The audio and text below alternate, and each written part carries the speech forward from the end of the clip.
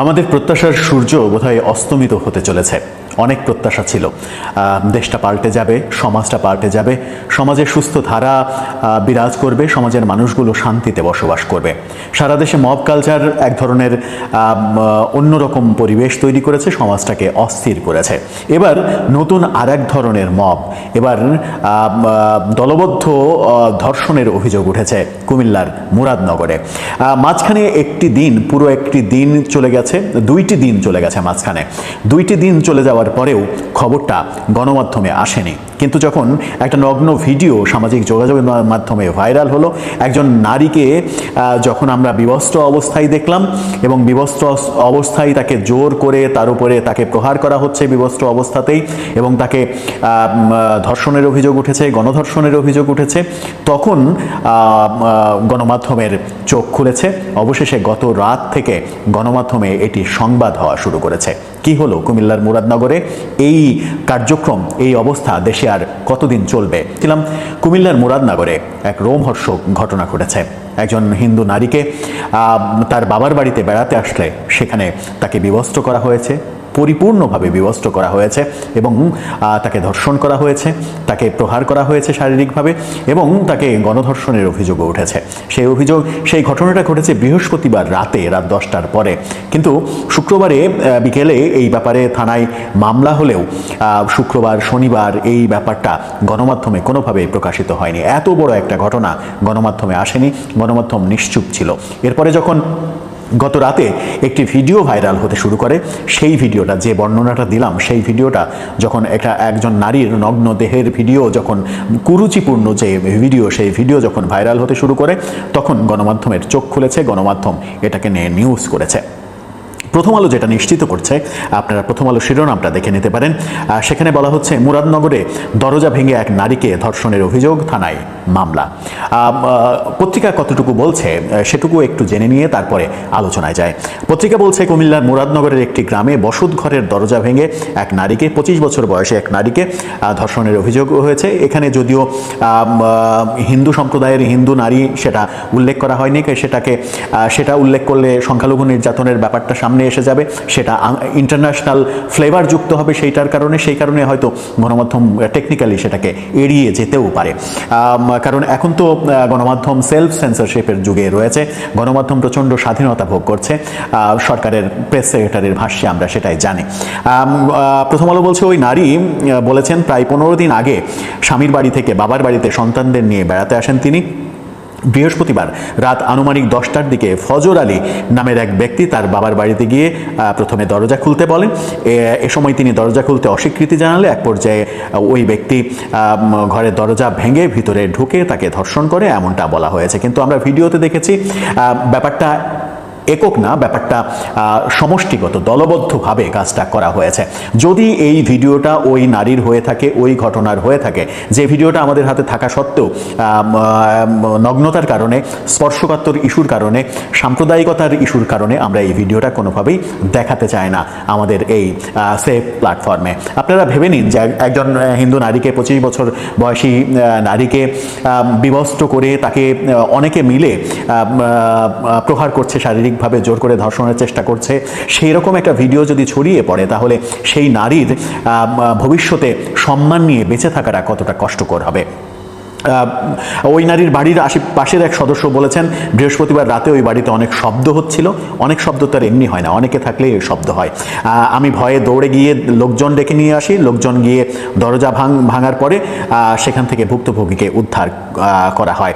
নাম প্রকাশ না করার শর্তে স্থানীয় এক ব্যক্তি বলেছেন, ঘটনার সময় ফজর আলীকে স্থানীয় লোকজন আটকে মারধর করে, পরে তাকে কুমিল্লা শহরের একটি হাসপাতালে, যিনি ভিকটিম, তাকে হাসপাতালে নিয়ে যাওয়া হয়। ঘটনার একটি ভিডিও ফেসবুকে ছড়িয়ে পড়েছে, এমনটাও প্রথম আলো তার রিপোর্টে বলেছে। এরপর এর নিয়ে সমালোচনা শুরু হয়। অর্থাৎ ভিডিও প্রকাশের পরে যে প্রথম আলোরও চোখ খুলেছে, এটা তারা নিজেরাই এক ধরনের স্বীকার করছে। মুরাদনগর থানার ভারপ্রাপ্ত কর্মকর্তা জাহিদুর রহমান জানিয়েছেন, আসামিকে ধরতে অভিযান চলছে। অর্থাৎ আসামিকে জনগণ গিয়ে ধরলো, মারধর করলো, কিন্তু আসামিকে ধরা গেল না। ব্যাপারটা খুবই মজার।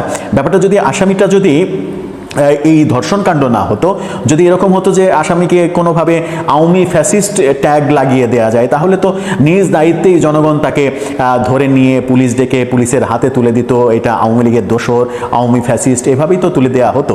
কিন্তু মজার ব্যাপার হচ্ছে যে পত্রিকার বাইরের আলোচনা যেটা, সেটা হচ্ছে যে অলরেডি কুমিল্লার স্থানীয় একাধিক পত্রিকা এটা নিয়ে বিতর্কও শুরু করেছে। আমি বেশ কিছু গণমাধ্যম ঘেটে দেখলাম, কুমিল্লার একটি গণমাধ্যম, আমি নাম মেনশন করতে চাই না, তারা বলার চেষ্টা করছে যে এটা নিয়ে রাজনৈতিক একটা খেলা শুরু হয়েছে। খেলাটা কি, যে অভিযুক্তকে কেউ বলছেন যে অভিযুক্ত বিএনপি করে, আবার কেউ বলছে যে অভিযুক্ত আওয়ামী লীগ করে, কিন্তু তাকে বিএনপির ট্যাগ লাগিয়ে বিএনপির মান সম্মান নষ্ট করার চেষ্টা করা হচ্ছে।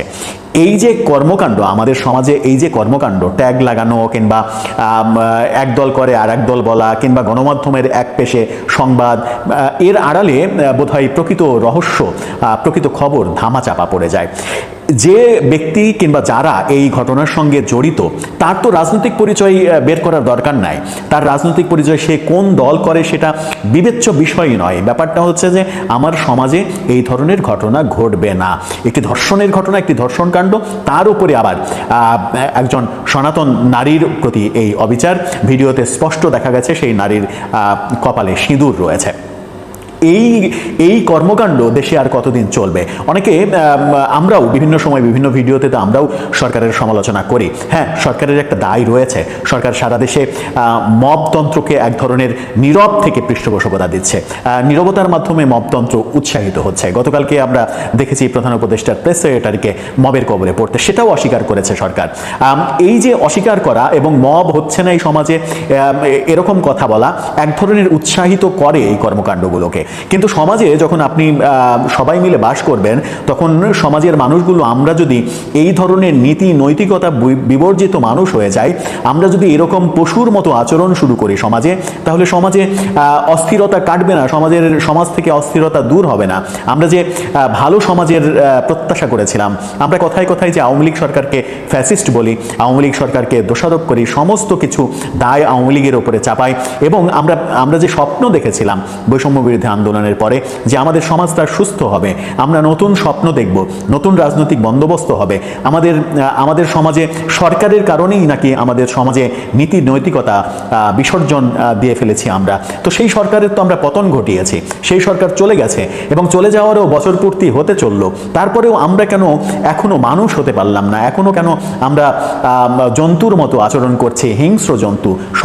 সব জন্তু কিন্তু এরকম হিংস্রতা করে না। হ্যাঁ, পশু পাখির মধ্যেও, জন্তুদের মধ্যেও এই জৈবিক চাহিদার ব্যাপার থাকে, কিন্তু আমার সন্দেহ যে পশুরাও এই ধরনের মানে গণধর্ষণের ঘটনা ঘটায় কিনা, পশুরাও অন্য একটা পশুর ঘরে গিয়ে তাকে জোর করে সহবাসের চেষ্টা করে কিনা, জোর করে ধর্ষণের চেষ্টা করে কিনা, আমার যথেষ্ট সন্দেহ রয়েছে। হয়তো মানে জীববিজ্ঞানের মানুষ, বিজ্ঞানীরা খুব ভালোভাবে বলতে পারবেন পশুদের যে জীবনাচার, পশুদের যে ইমোশন, তাদের যে থিঙ্কিং, সেই থিঙ্কিং হয়তো তারা গবেষণা করে বের করতে পারেন। কিন্তু আমার দৃঢ় বিশ্বাস যে পশুরাও এতটা পশু হয়ে যায়নি, যেটা আমাদের সমাজে আমরা আমাদের কর্মকাণ্ডের মাধ্যমে প্রকাশ করতে চলেছি। এর আগে আমরা মাগুরার আসিয়া কাণ্ড দেখেছি, ছোট্ট শিশু, তাকে ধর্ষণ করে তাকে মেরে ফেলা হয়েছে।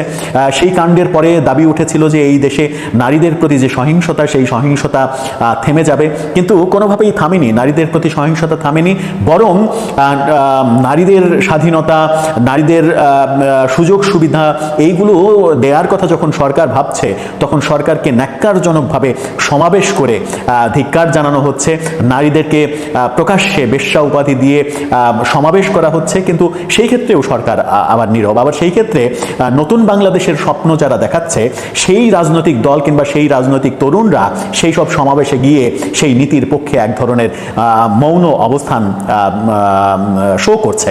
কিন্তু আসিয়া কর্মকাণ্ডের পরে অনেক নারী সহিংসতার অনেক ঘটনা ঘটেছে, ঢাকা বিশ্ববিদ্যালয়ে নারীদের প্রতি ইপটিজিংয়ের ঘটনা ঘটেছে। কোনো ঘটনারই আশু সমাধান কিন্তু আমরা পাইনি। যদিও আসিয়া ঘটনার বিচার কর্মকাণ্ড প্রচণ্ড, সারা দেশে উত্তাল অবস্থা বিরাজ করার কারণে তার বিচার কর্মকাণ্ড খুবই বেগবান আমরা দেখেছি। তার শ্বশুরকে বিচারের আওতায় নিয়ে আসা হয়েছে। সেই কর্মকাণ্ড দেখেছি, কিন্তু সরকারের যেমন কর্তব্য এই ব্যাপারে সোচ্চার হওয়া, এই ব্যাপারে জিরো টলারেন্স আনা, তেমনি আমরা যারা সামাজিক মানুষ, আমরা যারা রাজনীতিবিদ, আমরা যারা দেশের কথা ভাবি, যারা নারী অধিকারের জন্য সোচ্চার, তাদেরও উচিত যারা নারী অধিকারের বিরুদ্ধে কথা বলে, নারী অধিকারের বিরুদ্ধে কথা বলে অবস্থান নিয়ে বাংলাদেশে রাজনীতি করতে চায়, কিংবা নতুন রাজনৈতিক দল করেও নারীর প্রতি সহিংসতার বিরুদ্ধে অবস্থান গ্রহণ করে না, তারা কখনোই নতুন রাজনৈতিক বন্দোবস্ত দিতে পারবে না। তারা কখনোই এই সমাজে নারী এবং পুরুষের যে অধিকার, যে স্বাধীনতা, যে সাম্যের কথা, সেই সাম্যের বাস্তবতা আনতে পারবে না। সেটাই বাস্তবতা। দর্শক, আপনার কি মনে হয় এই ঘটনা যেটা ঘটলো কুমিল্লার মুরাদনগরে, একটি ভিডিও ভাইরাল হওয়ার পরে আমাদের জ্ঞান ফিরছে, আমরা সোচ্চার হচ্ছে, আমরা গণমাধ্যমে খবর করতে বাধ্য হচ্ছি, সেই পরিস্থিতিতে প্রকৃত অপরাধীকে কি চিহ্নিত করা হবে, প্রকৃত অপরাধীর বিচার কার্য করা হবে? এই ব্যাপারে কি বাংলাদেশের সব রাজনৈতিক দল একটা হয়ে সোচ্চার হবেন? আমরা বিভিন্ন শিক্ষা প্রতিষ্ঠান, স্কুল, কলেজ, মাদ্রাসায় প্রতিনিয়ত এই ধরনের ধর্ষণ কাণ্ডের ঘটনা দেখি, কিন্তু কতটা রাজনৈতিক দল কিংবা কতজন ধর্মীয় নেতা কিংবা ধর্মীয় সংগঠন এই ব্যাপারে সোচ্চার হয়েছে এখন পর্যন্ত বাংলাদেশে? সেই সংখ্যা তো একেবারে হাতে গোনা যায়, কিন্তু সেই পরিস্থিতি তো হওয়ার কথা ছিল না, বাস্তবতা উল্টা হওয়ার কথা ছিল। দর্শক, আপনার মতামত জানিয়ে লিখতে পারেন আমাদের কমেন্ট বক্সে।